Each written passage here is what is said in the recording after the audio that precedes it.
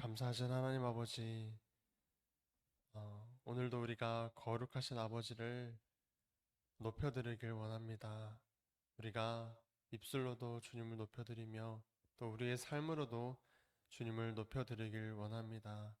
우리가 삶 속에서 행하는 모든 행동들을 통하여 어, 다른 이웃들로 하여금 우리의 모습에서 예수님이 보이기까지 우리는 너무나 부족하지만 그렇게 살고자 합니다.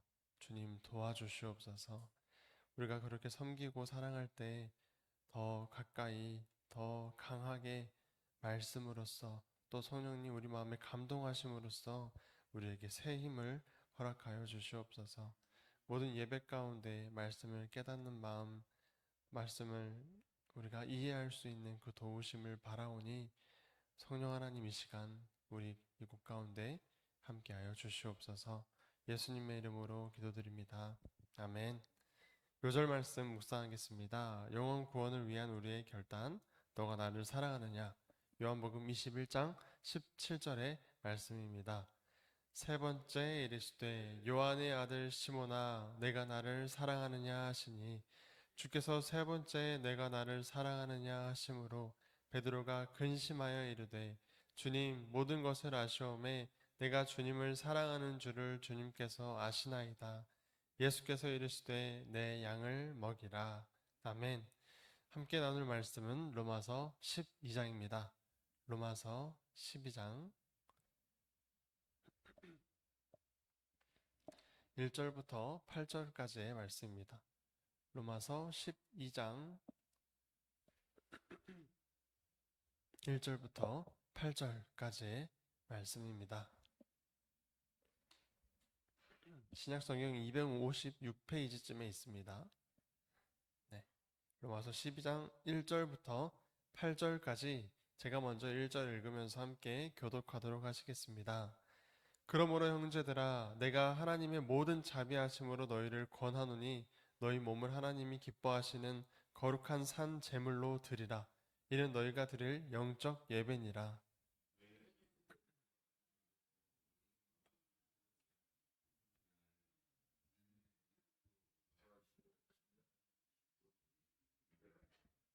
내게 주신 은혜로 말미암아 너희 각 사람에게 말하노니 마땅히 생각할 그 이상의 생각을 품지 말고 오직 하나님께서 각 사람에게 나누어 주신 믿음의 분량대로 지혜롭게 생각하라.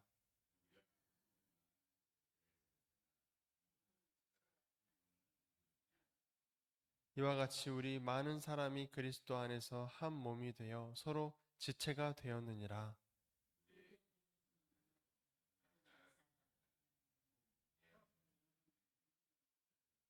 혹 섬기는 일이면 섬기는 일로, 혹 가르치는 자면 가르치는 일로, 혹 위로하는 자면 위로하는 일로, 구제하는 자는 성실함으로, 다스리는 자는 부지런함으로, 긍휼을 베푸는 자는 즐거움으로 할 것이니라. 아멘. 아멘. 네, 로마서 12장까지 굉장히 열심히 달려온 것 같습니다. 근데 로마서 12장부터는 이제 실전입니다. 이제 실제로 우리가 어떻게 살아야 하는가? 우리가 그리스도인이라면, 우리가 구별된 하나님의 백성이라면, 저희 이스라엘은 망해가지만 믿음으로 난 새로운 이스라엘이 우리라면 어떻게 살아야 하는가? 네, 하나님께 불쌍히 여김을 받은 존재들, 그렇게 하나님께 긍휼을 입은 존재들, 값없이 우리를 사랑하시는 그 사랑으로 사단의 자녀에서 하나님의 자녀가 된 사람들은 어떻게 살아야 하는가를 이제부터 명확하게 바울은 알려주고 있습니다. 바로 1절입니다. 12장 1절에 보시면 그러므로 형제들아 내가 하나님의 모든 자비하심으로 너희를 권하노니 너희 몸을 하나님이 기뻐하시는 거룩한 산 제물로 드리라. 이는 너희가 드릴 영적 예배니라. 아멘. 이 말씀 자체도 굉장히 어려운 말씀입니다. 하지만 우리가 집중해서 한 가지 단어를 집중해서 보면 이해가 조금 편해지는데요. 그게 뭐냐면 바로 산재물이라는 겁니다. 구원받은 자의 삶에서 첫 번째로 가장 드러나는 한 가지가 바로 재물이 되는 삶입니다. 재물로 나를 드리는 삶입니다. 재물이 무엇입니까? 재물은 죽는 겁니다. 네, 재물은 왜 죽었습니까? 이전에 보면 누군가의 죄를 해결하기 위하여 재물은 죽임을 당했습니다.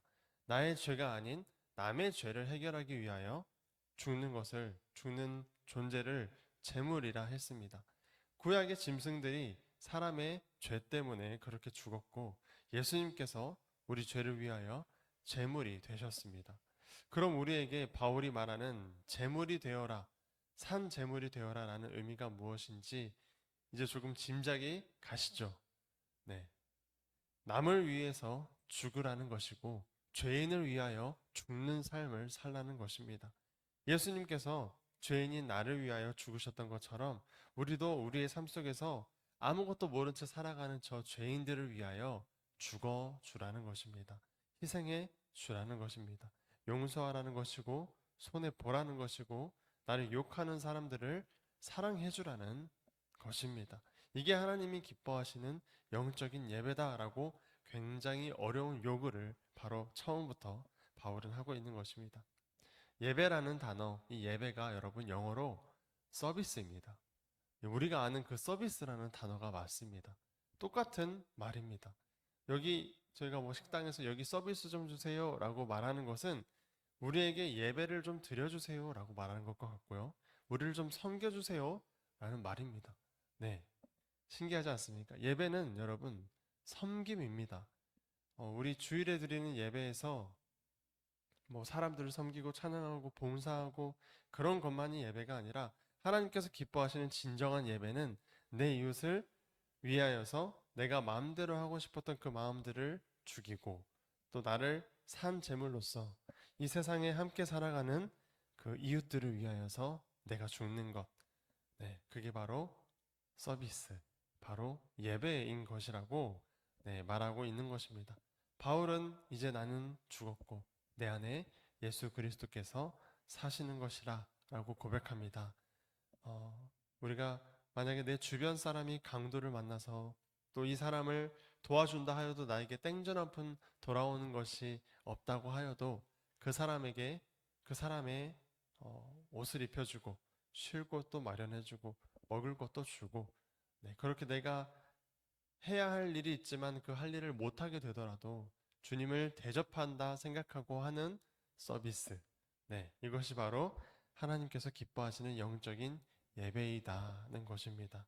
그런데 이게 마음대로 되냐는 겁니다. 어제 우리가 로마서 11장 32절에 사람들이 불순종 가운데 가두어져 있기 때문에 말씀에 순종하고 싶어도 하나님을 선택하고 싶어도 선택할 수 없는 상태라고 했습니다. 그 상태를 우리는 죄인이라고 하죠. 그래서 우리에게 필요한 것이 무엇이냐? 이어서 12장 2절에 나옵니다. 2절에 보시면 너희는 이 세대를 본받지 말고 오직 마음을 새롭게 함으로 변화를 받아 하나님의 선하시고 기뻐하시고 온전하신 뜻이 무엇인지 분별하도록 하라. 변화를 받아야 합니다. 우리가 죄인인 상태에서 말씀에 순종할 수도 없는 상태에서 말씀에 순종하게 되는 하나님의 자녀로서 변화를 받아야 합니다. 우리가 진정한 그리스도인이 된다는 것은 이 세상을 본받지 않고 세상과는 반대로 가야 한다는 것이고 또 그 중간은 없습니다. 타협도 없습니다. 말씀에 순종하기 위하여서 우리는 변화를 받아야 합니다. 이걸 더 쉽게 표현하자면 우리가 예수님의 새 계명대로 살기 위해서 이웃을 내 몸처럼 진심으로 사랑하기 위해서 성령님의 도우심이 필요하다. 이거를 바로 우리에게 변화가 필요하다는 겁니다. 예수님을 사랑하는 사람들은 예수님의 새 계명을 지키기 위하여 사랑하지 못할 사람을 사랑해 볼 것입니다. 그 말씀에 순종하기 위하여서요. 하지만 안 되니까 기도하는 것이죠.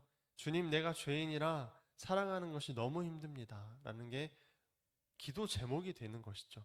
그러나 예수님을 사랑하는 게 아니라 그저 교회만 다녔던 사람들은 이 말씀을 들을 기도 일단 하나님께서 허락하지 않으실 줄도 모릅니다. 그리고 교회만 왔다 갔다 하면 구원 받는다고 생각할지도 모르겠습니다. 입으로 주여 주여 말하지만 예수님을 사랑한다고 말하지만 만물보다 거짓된 사람의 마음에 스스로 속아버리는 것입니다.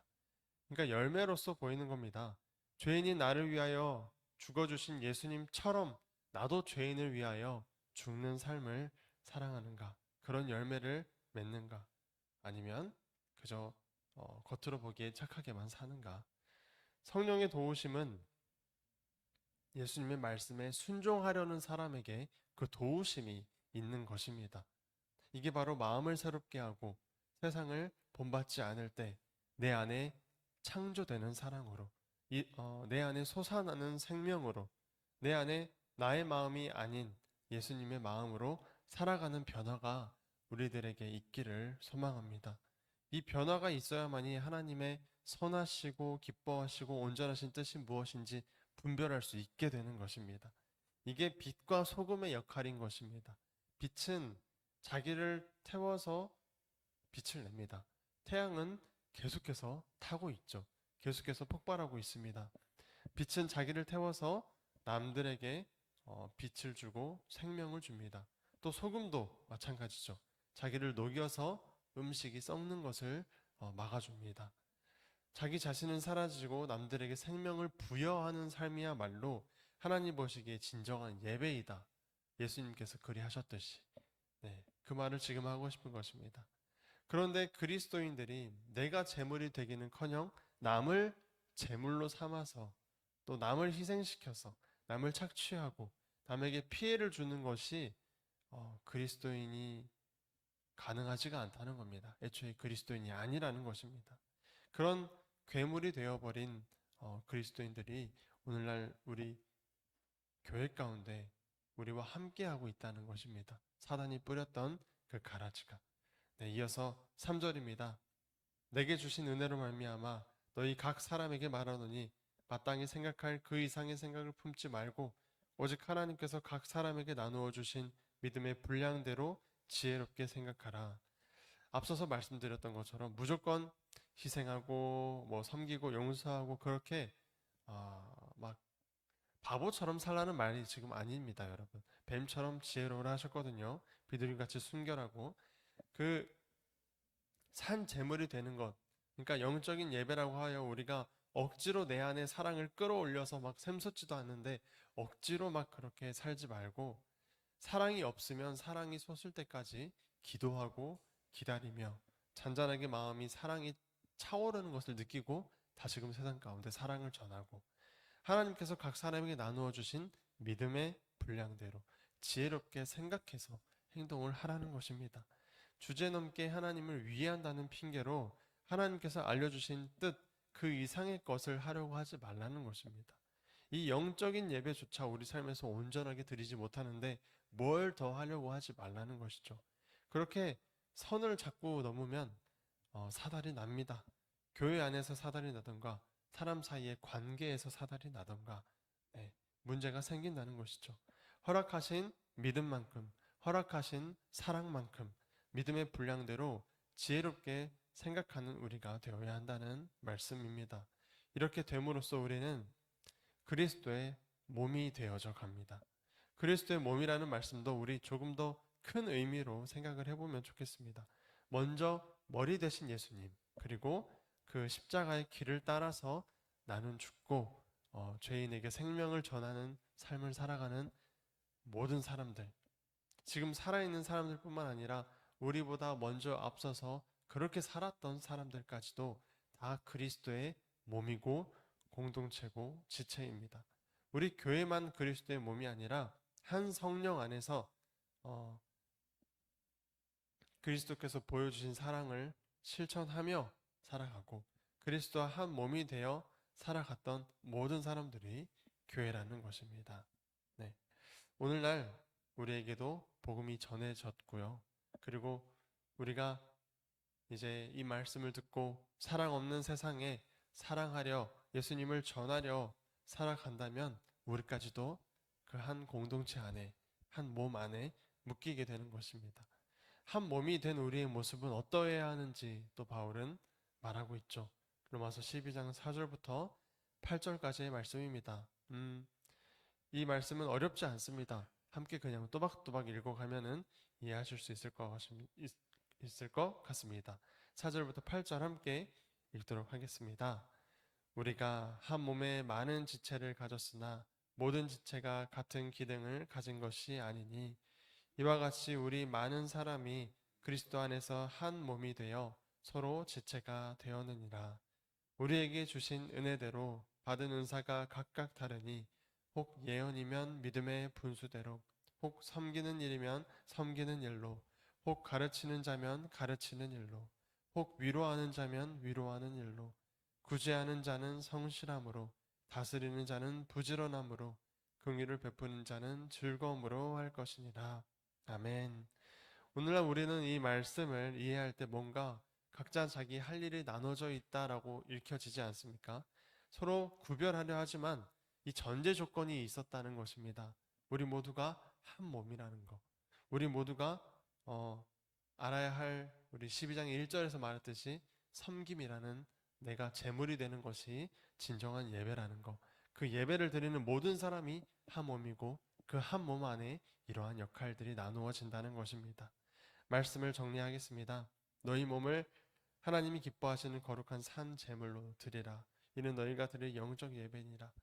제물인데 안 죽는 제물은 없습니다. 제물은 다 죽는 겁니다. 무엇을 위해 죽나 보니 남을 위해 죽는 것을 제물이라 합니다. 죽고 나면 이 제물이 죽고 나면 무엇이 남습니까? 생명이 남는 겁니다. 짐승들이 인간을 대신하여 그 제물로서 죽임을 당함으로써 당장 죽어 마땅한 인간이 생명을 연장받아 살았습니다. 예수님이 죄인을 위하여 죽으심으로써 죄인이 생명을 얻게 되었습니다. 빛이 자기 스스로를 태움으로써 식물과 사람들에게 빛과 생명을 주는 역할을 했고요. 소금이 짠 맛으로 녹아 없어짐으로써 음식이 썩어지는 것을 막습니다. 참된 그리스도인의 삶은 이와 똑같아야 합니다. 죄인에게 생명을 주시는 죄인을 예수님께로 인도하는 삶, 그러기 위하여서 내 생명을 기꺼이 희생하는 삶, 나의 시간, 돈, 명예, 나의 편안함 이러한 것들을 버리고 예수님이 내 몸으로 나타나시라고 나를 내어드리면서 그리 부지런히 사는 것이 바로 그리스도인의 삶인 것입니다. 죄인을 위하여 나를 희생하는 삶, 그거를 세상은 감당하지 못할 사랑입니다. 그런 사랑을 전하는 삶, 나의 용서와 남을 헤아려 주는 그 행동이 우리가 생각하기에는 희생하는 것 같고 또 이해할 수 없는 것 같고 바보처럼 사는 것 같고 그렇게 생각할지 모릅니다. 하지만 하나님의 시선에서는 나를 구원받게 하는 또 하나님께서 나를 불쌍히 여기시게 또 나를 헤아리시게 하는 귀한 믿음의 고백이 되는 것입니다. 이것이 하나님께서 기뻐하시는 영적인 예배임을 우리가 기억하는 오늘 되었으면 좋겠습니다. 기도하겠습니다.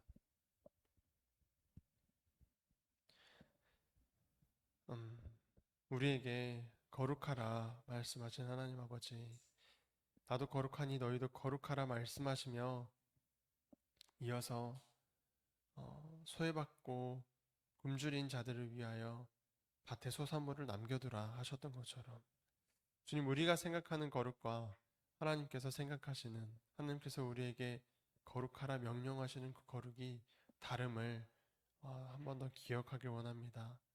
주님께서 거룩하시듯 주님을 따르는 또 주님의 자녀들인 우리가 거룩하게 되길 바랍니다. 그 거룩한 사랑을 이 세상 가운데 전하며 세상과는 구별되며 또 그렇게 진정한 예배를 드리는 귀한 하나님의 백성들 되어져 갈 수 있도록 도와주시옵소서.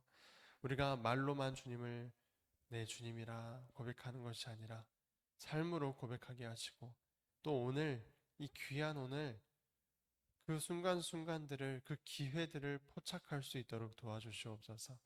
그리하여 우리가 지금이구나 저 사람이 나의 주님이시구나 생각하며 그 섬김을 전하게 하시고 그리하여 오늘도 하나님께서 기뻐하시는 거룩한 산 제물이 되는 삶 살아갈 수 있도록 함께하여 주시옵소서.